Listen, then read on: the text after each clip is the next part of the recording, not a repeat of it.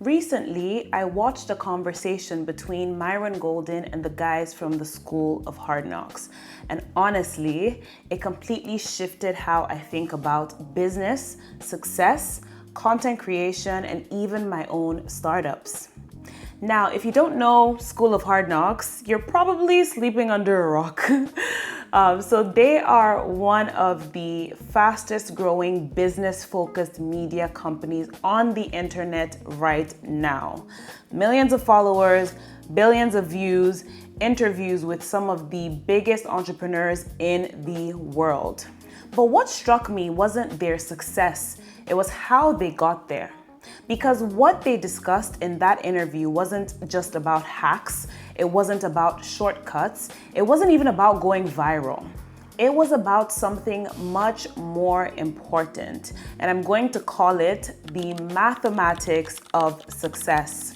And as someone currently building businesses, trying to raise capital, build partnerships, grow an audience, and just create meaningful work, a lot of what was said hit me very personally. So today, I want to share 5 lessons from that conversation that I genuinely believe can change the trajectory of your life and your business. So without further ado, let's get into it.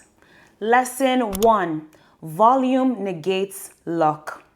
The first thing that stood out to me was Myron's discussion around the law of averages and the law of large numbers. In simple terms, when you do enough of the right activity, success becomes predictable. Not guaranteed, but predictable.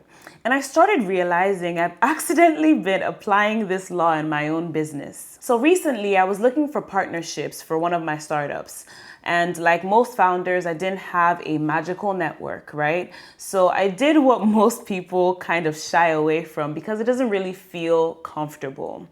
I started cold outreach. So I polished my LinkedIn profile, I improved my positioning and my digital footprint for my personal brand. I made sure my profile reflected the type of founder I had truly become. Then I started sending messages, and after a while, I noticed something concrete.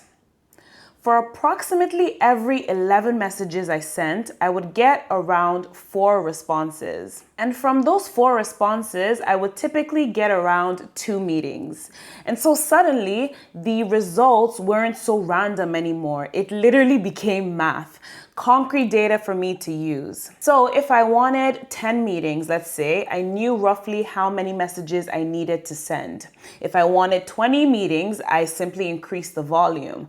This is why volume is so powerful.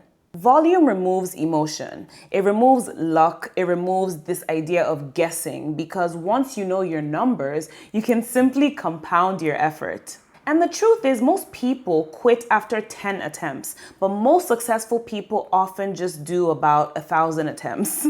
I saw this trend online recently that some creators were challenging themselves to chase 1,000 rejections. And I think that's such an interesting and important exercise because when you focus on hitting your numbers, it becomes easier to not get too attached to the results. You're just focusing on the process of this 1,000 outreach, right? There's so much to learn there, but it definitely takes patience. Lesson 2, price is only an issue when value is absent. That's another quote that stayed with me. Okay, so people constantly say things are expensive, right? But the reality is people pay premium prices every single day. We see people buying luxury cars, people are buying premium fashion, they're buying expensive coaching, they're buying first class flights. People generally overall are buying convenience and sometimes proximity or lifestyle, right? The question isn't how do I lower my prices? The better question to ask if you're building something is how do I increase my value? And as someone building a fashion company, this is something I think about constantly because consumers don't just buy products, they buy meaning, identity, trust, transformation. They're buying certainty sometimes, right? And it can even look like them buying lifestyle, right? The businesses that win are often the businesses that create so much value that price becomes secondary. Lesson 3. Mentorship is wisdom without the wounds. This was one of my favorite quotes from the interview. I had to even pause the video when I heard that to write it down because it's honestly so true. A mentor allows you to borrow decades of experience without paying the full price of making every single mistake yourself. So right now, I have an executive coach that I've worked with for almost a year. I also have a mentor who is one of the top strategy and consumer consulting professionals across Europe. But the thing is, if I'm being honest, before I had physical mentors, my mentors were books. My mentors were podcasts, YouTube channels, biographies, interviews, like you name it. Anything that was digital and available online, I was gaining mentorship from it. Myron Golden also said something that I think everybody needs to hear. You don't lack access to abundance, you lack awareness of your access to abundance. Man, that statement is so powerful because today information is everywhere. We live in a world and a time where some of the smartest people in the world are literally sharing their thoughts online for free. Can you imagine that? For me, I'm looking at James Clear, Myron Golden, Torrey Roberts, Emma Greed, Jerry Lorenzo, Aliko Dangote, Ralph Lauren, Rachel Omondi, like the list is long, but these are my people. And these have been some of my favorite online mentors over the past few years.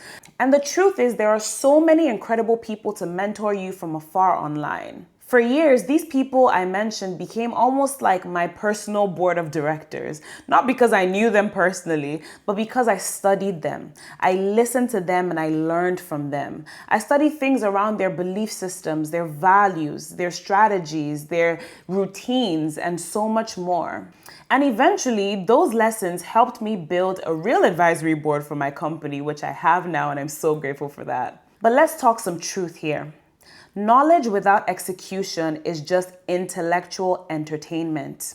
You can listen to every podcast, you can read every book, you can watch every interview, but if you never execute, nothing will ever change.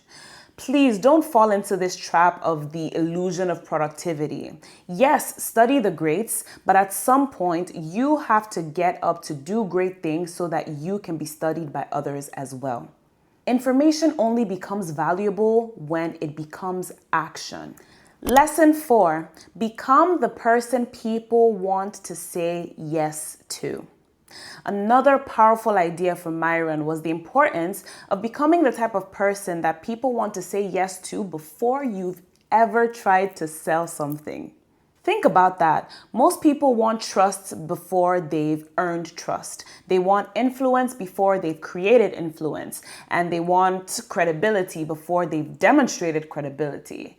But credibility is built long before transactions are made. And one of the ways you can do this is through media, literally. Writing, teaching, publishing, sharing insights, building somewhat of intellectual property, creating valuable content. I recently made a video talking about how I believe the world of online content needs more experts. Because frankly, I think a lot of people are becoming tired of what I classify as junk food content. Content created purely for attention, content created by people who aren't qualified to discuss certain topics. This type of content spreads misinformation sometimes, but gets rewarded because it's entertaining. And for a while, that has worked online, but I think we're entering a different era. Consumers are generally getting smarter. Audiences are becoming more selective. People are looking for depth. Like, we're all tired, if we're being honest. People are looking for expertise, looking for actual value, right? The atmosphere is beginning to reward qualification, intellect, experience, knowledge, and substance. And that truly means that now is the best time to build authority. This is the best time to create value. Now is the best time to become known for something meaningful. Lesson 5. This final lesson comes from the School of Hard Knocks themselves. Play the long game or don't play at all. During their interview, they talked about posting around 400 videos on Instagram, and after all of that effort, they had only gained about 50 followers. Think about that. 400 videos, 50 followers. Most people would have quit. It's the truth. Most people would have said, this is not working. The algorithm hates me. I'm not growing. Nobody cares. And that's exactly why most people never build anything significant. Because they're addicted to instant gratification. They're addicted to virality. They're addicted to overnight success stories. But the truth that nobody talks about is sustainable success is usually boring, okay? It's repetitive, it's consistent, and it's often invisible until suddenly it isn't. Right? Fast forward a few years now and we look at these same guys. They now have millions of followers, billions of views, one of the most respected business media brands online today. Not because they got lucky or became overnight successes, but because they stayed and they waited it out. They stayed long enough for the compound effect to work. And I think that's a lesson all of us need to hear, especially founders, especially creators, entrepreneurs. The truth is you cannot demand overnight results from a long-term game. It doesn't work that way. The people who win aren't always the most talented. They're often the people who simply refused to quit. That's it. Man, if I had to summarize everything I learned from this conversation into one sentence, it would be this. Success becomes a lot less mysterious when you understand volume, value, mentorship, authority, and patience. Do enough of the right things, create enough value, learn from people ahead of you, become someone worth listening to, and stay in the game long enough for the math to work, because eventually the law of averages catches up. And when it does, people will look at you and say, oh, this is luck. Or they'll look at it and say, oh, this is an overnight success. They'll say maybe this person came out of nowhere, right? That's what a lot of people say. And that's just the way life works. It's really interesting, but you have to keep your head down. You have to lock in, be patient, and watch everything turn around. Thank you so much for watching this video. If you enjoyed it, let me know your biggest takeaway in the comments. Like, share, subscribe. And if you're building something of your own, let me know.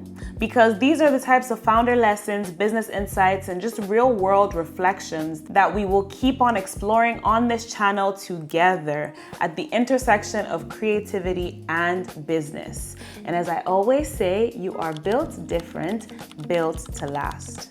See you in the next one.